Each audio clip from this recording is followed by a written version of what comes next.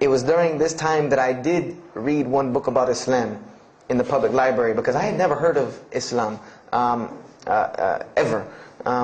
But I remember I was looking in the religious section in the library at school, and there was a book about Islam, and or it was in the library, the public library, and I remember it was some title like "Why I'm Not a Muslim," or some, you know, one of these titles that was propagandistic against Islam, but I had no idea. So I just took the book and I read it, and I remember it said that Muslims, M-O-S-L-E-M-S, and any of you knowing Arabic knows that's a very derogatory word. A Muslim is someone who oppresses someone else. That's a very quick sleight of the pen that was used in the past for a very real purpose.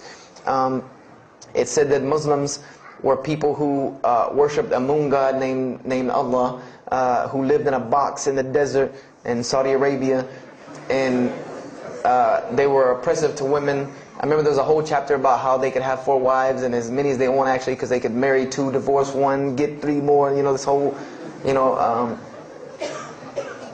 and it said that, you know, I remember the one thing that really caught my attention was the whole chapter on jihad, where it said that Muslims were allowed to kill non-Muslims at any time, at any place, without discretion, and it was an honorable act, and not only would they go to heaven before it, but they would get 70 virgins on the way.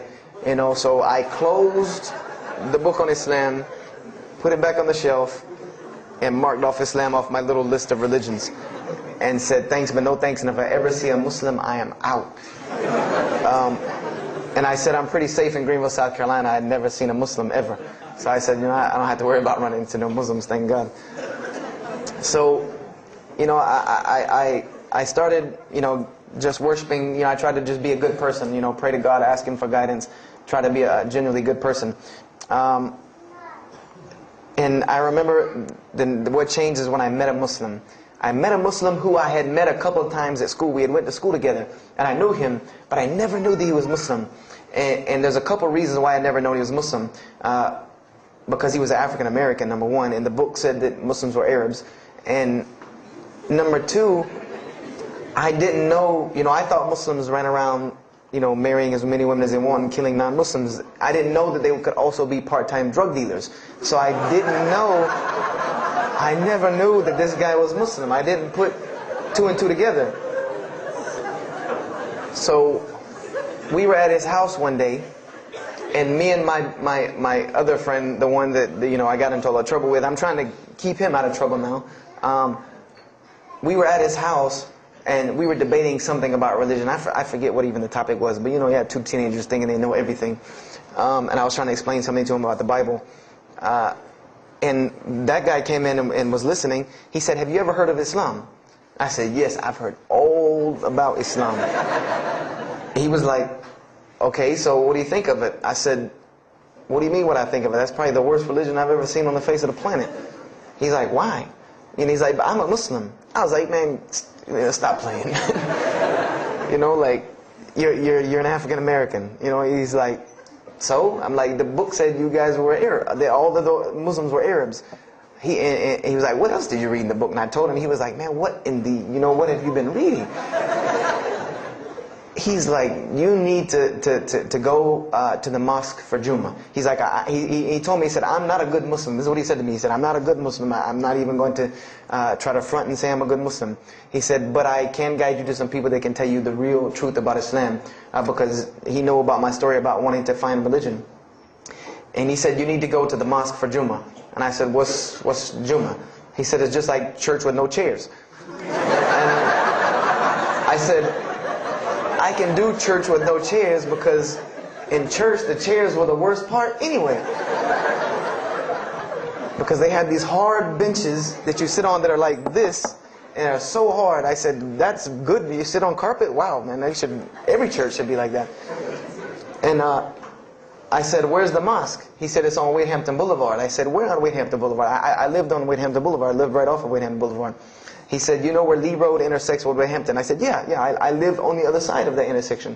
He said, "It's right there." I said, "No, it's not. There's nothing. There's a gas station or a church." He said, "Yeah, you know that church, the Evangelical Missionary Training Facility?" I said, "Yeah, I used to take missionary classes there." He said, "You know that building in the parking lot with the gold thing on top?"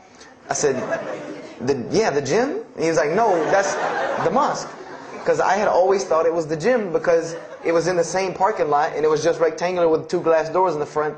And you could literally walk in between the church and the masjid and touch them like this. Anyone doesn't believe me, go to Greenville, South Carolina, look at the masjid.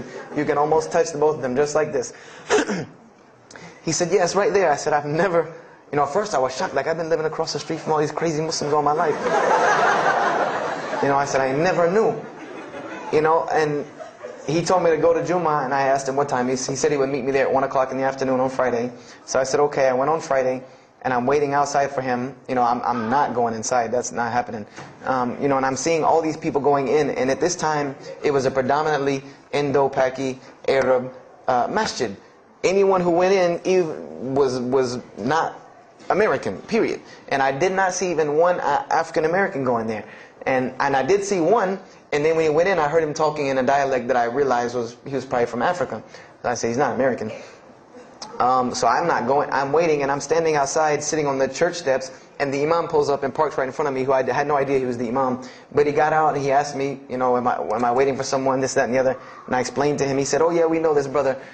You don't see him that much, but we know who he is. He said, I'm glad you came. He was a very, very nice, gentle young man. And he invited me into the mosque, and I kind of wanted to wait on my friend, but I didn't want, at the same time I didn't want to tell this man I don't want to go in. So I went in, and they put me in the back and gave me a chair anyway. And I said, I came to sit on the floor.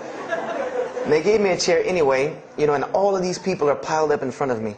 And there's no Americans here. And I'm starting to wonder, if this is a setup, because it's starting to smell like a setup to me. Because in my mind, I'm like, you've been set up before, and this seems kind of like this. So, and I'm starting to think in my head, scenarios, a young mind at play.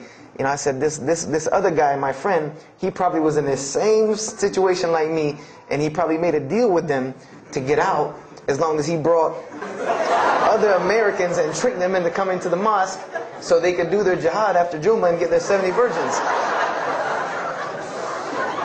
So I'm sitting here, and there's all these people in front of me, and then there's a curtain with all these people behind me making noise, and I have no idea who's back here. So I'm stuck in the middle of this. I hear that it's some women, but I don't, there's a curtain. I have no idea. So I'm like, there's something very odd about what's going on right here. I'm like, just let me make it. I'm starting to look for the exit. I'm like, calculating how many people are between me and the exit. I know some martial arts, so I said I might hit a couple of them, and I'm out. And then the imam came, and I just now realized that he was the imam because he got up on the minbar, and they started to call the adhan. And, I said, okay, that man seemed nice. He seemed genuinely nice. So I felt a little more comfort. And then he got up after the adhan, and he started his khutbah. Inna alhamdulillah nahmaruhu wa I said, oh my God. I said, I bet you he's talking about me. And he's being forceful. He was getting loud and banging on the minbar, and he's pointing in my direction. I'm like, oh man, I got to get out of here really quick, I said, well, I'm going to take my chances with the women behind me. I'm going through the curtain. And then he started to, when he got done with his Arabic tirade, he started to explain it. That verily all praise belongs to Allah alone, or God alone. And Him do we worship, and Him do we seek help and assistance. We seek refuge with Him from the evil that lies. He explained what he said in Arabic, and it sounded to me so beautiful. It was very, very beautifully prosed, what he said, and I wanted to know where he got that. I said, where did he get that? Because it was only about God and about the nature of ourselves. All of us should know the